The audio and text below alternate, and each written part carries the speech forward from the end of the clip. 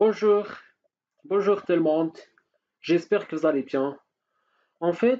Pour faire suite à notre premier épisode concernant les trois options d'analyse des données et dynamisme du classeur, à savoir le tri, le filtre et le saut total. Cette fois-ci, on va essayer de focaliser sur le saut total. Que permet-il le saut total et comment est-ce qu'on peut l'utiliser? J'aimerais bien commencer par cette mise en situation.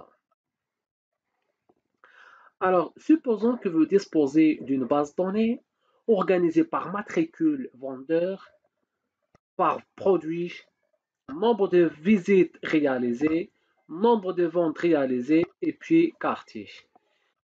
On vous demande de déterminer le nombre de visites et le nombre de ventes réalisées sur chaque quartier. Pour répondre à cette requête, on peut utiliser trois méthodes. La première méthode, c'est on peut utiliser certaines fonctions, à savoir la somme .c, la somme .c.ens, sinon les tables croisées dynamiques, sinon le sous total. Donc voici les trois possibilités offertes pour répondre à cette requête, c'est-à-dire le total de nombre de ventes et le total de nombre de visites sur chaque quartier. Cette fois-ci, on va focaliser sur la troisième possibilité, à savoir le saut total. La première question, que permet-il le saut total? Alors, le saut total, c'est une option Excel qui permet d'intégrer un sous-calcul à chaque changement de critère. C'est-à-dire, notre critère pour cet exemple, c'est quartier. Donc, ce qu'on recherche, c'est de déterminer un sous-calcul à chaque changement de critère. Genre, le premier critère, c'est une fois le critère se change, automatiquement, le saut total intègre un sous-calcul à chaque changement de critère.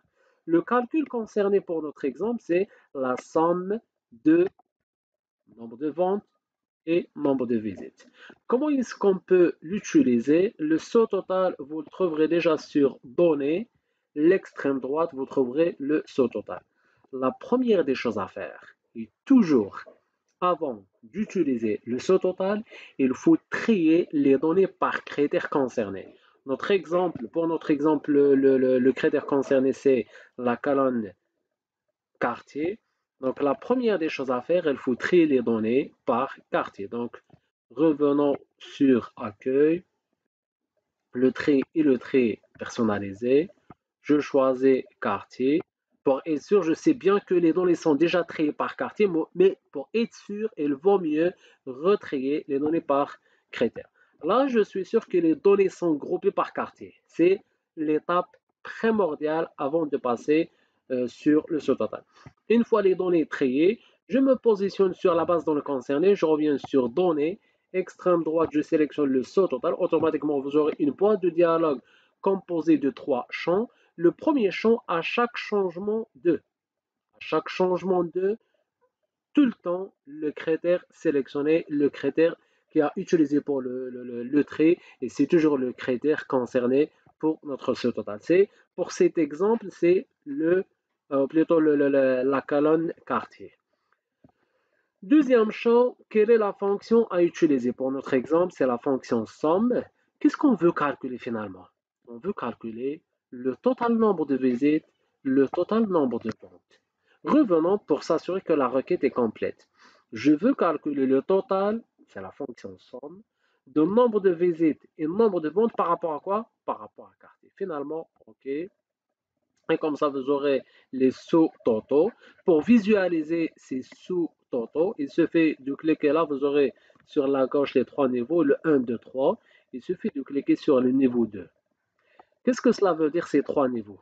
Le niveau 3, c'est-à-dire l'état normal, composé de et les valeurs normales, c'est-à-dire les données et les résultats. Par contre, le niveau 2, ça se compose uniquement des totaux, uniquement des résultats. Et le niveau 1, ça se compose uniquement de total général. Revenons sur notre niveau 2. Et là, vous aurez, tiens, voici le total des visites et le total des ventes réalisées sur chaque quartier. C'est bon? Alors, je vous ai préparé sur la feuille question certaines questions. Donc là, nous avons bien répondu pour notre première question, déterminer total nombre de visites et nombre de ventes par quartier. Revenons sur notre deuxième question. Pardon, quartier. Revenons sur notre deuxième question. On vous demande de déterminer total nombre de visites et total nombre de ventes par produit. Très bien. Et d'ailleurs, là, on vous mentionne de répondre sur chaque feuille. Donc, la première des choses à faire, c'est quoi? Malheureusement, la limite de ce total, c'est que ça permet d'associer un calcul à un seul critère. Et là, on ne peut pas intégrer un sous-calcul sur un sous-calcul déjà existant.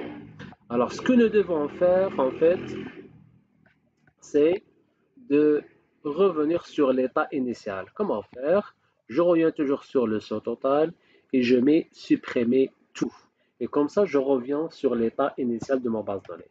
En fait, je copie les données, je reviens sur la feuille par produit et là, je réponds à ma question. D'accord? Donc, j'ai élargi un petit peu les colonnes pour avoir une meilleure visibilité des données. Très bien. Donc, toujours la première des choses à faire, c'est de trier les données. Pour notre exemple, pour ces deuxièmes questions, le critère concerné, c'est le produit. Donc, la première des choses à faire, CTRL A pour sélectionner la base de données. Et puis, je trie, même à partir de données, hein, je clique sur le tri. Et là, je sélectionne la colonne concernée, ou le critère concerné, c'est le produit. Et puis, l'ordre de A à Z. Ce qui m'intéresse surtout, c'est de grouper les données par produit.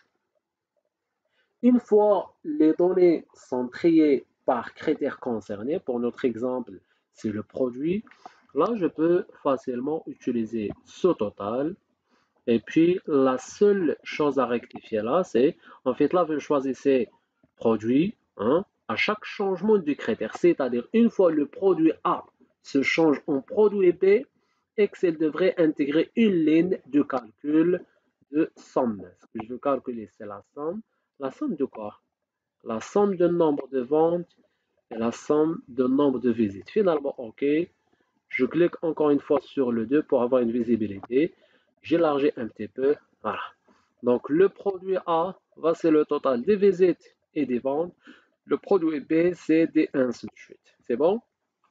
Après avoir répondu aux deux premières questions, revenons cette fois-ci pour voir la troisième question.